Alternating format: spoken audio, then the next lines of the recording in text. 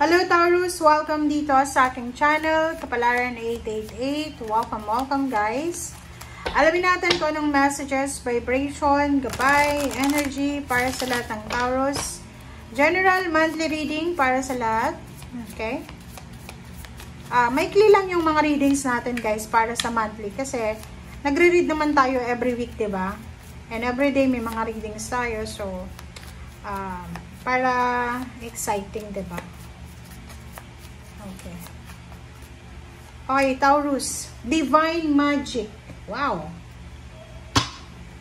Divine Magic, Taurus. First card mo dito. Sinasabi ng barahan na para sa buwan ng September 2025, extra magical energy surrounds your situation right now. Expect miracles. Wow. Taurus. Sinasabi ng barahan na siguro magical na yung buhay mo sa ngayon, pero may extra pa, additional. May additional na magical energy ang makakapaligid sa'yo. And, or maybe, napapaligiran ka ng maraming unexpected na energy vibration na sobrang hindi ka makapaniwala. So, expect miracle. This miracle is from the divine. This miracle is from heaven. So, congratulations sa inyo. Okay, tingnan natin dito sa second deck, Taurus.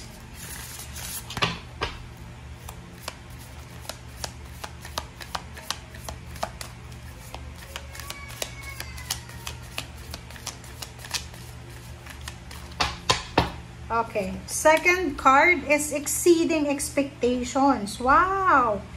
Congratulations! I soar into excellence, Taurus. Okay, so this September, congratulations sa lahat ng Taurus kasi maybe marami kayong ini-expect, diba? Like kung fresh graduate ka, nag-expect ka na yung first na trabaho mo ay pwedeng mahirap. Pwedeng dito nakikita ko na yung sweldo na ino-offer sa'yo ay mataas pa kaysa sa expectation mo. Or possible na siguro may mga Taurus na pangarap nyo lang magtrabaho sa Pilipinas, tapos unexpected siya na ipapadala ka sa ibang bansa. So you're exceeding expectations. Milagro. Okay, maraming milagro, unexpected, ang posibleng darating sa buhay mo, Taurus, na pwedeng magdala sa iyo ng sobra-sobrang excellence talaga siya. Triumphant success. Or maybe like hindi mo ina-expect na ma-promote ka sa trabaho, hindi mo ina-expect na magkaroon ka ng additional payments or payouts or bonuses. And yun yung possible na dumating sa iyo ngayong September. Alright, so tingnan natin. Page of Cups, reverse na 10 of Pentacles, 7 of Cups, 5 of Swords, and Ace of Cups. Sa ilalim mo, Taurus, is Justice. Diba? Congratulations talaga. So, nakikita ko sa'yo dito, mayroong mga Taurus na this September, possible kayo na makatanggap ng job offer, contract signing. There's a karma coming. Good karma siya. So, ibig sabihin niya, lahat ng sacrifices mo, lahat ng sufferings mo, ay andito na yung kapalit. Karmic justice, karmic blessings, karmic contract, parang ganon. Ito ay nakatadhana. So, kung ano man tong kontrata, ano man tong papeles na kailangan mong pirmahan ngayong September, siya ay nakatadhana talaga na para sa'yo. And nakatadhana siya, naibigay siya sa'yo ngayong September. Okay. Page of Cups, sinasabi ng bara sa'yo dito na maybe you're waiting for a lump sum of money, a job from someone. Like, halimbawa, meron kang inaasahan na kapamilya. Pwede yung kapamilya mo na to is mataas yung posisyon niya sa trabaho sa isang company. And inaasahan mo siya na tutulungan ka niya. Sinasabi ng bara sa'yo dito na huwag kang umasa sa kanya. Okay? Huwag mong asahan yan. Kung sino man yan.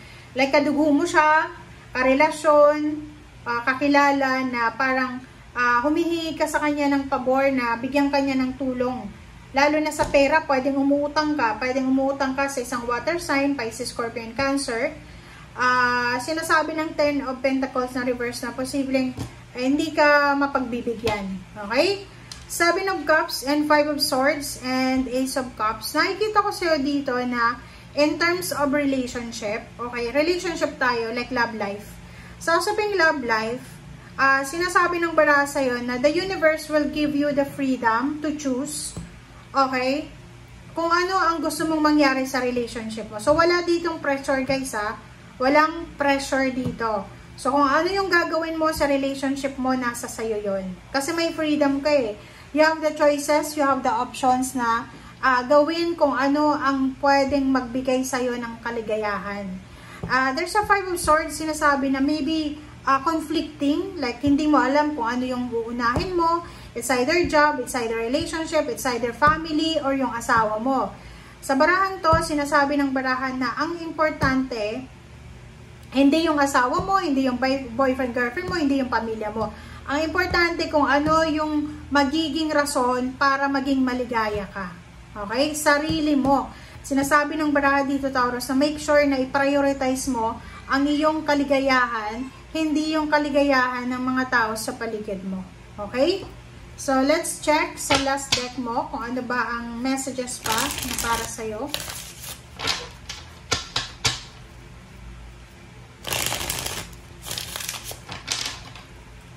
Alright. So, merong 7 of Pentacles and then merong 8 of Cups.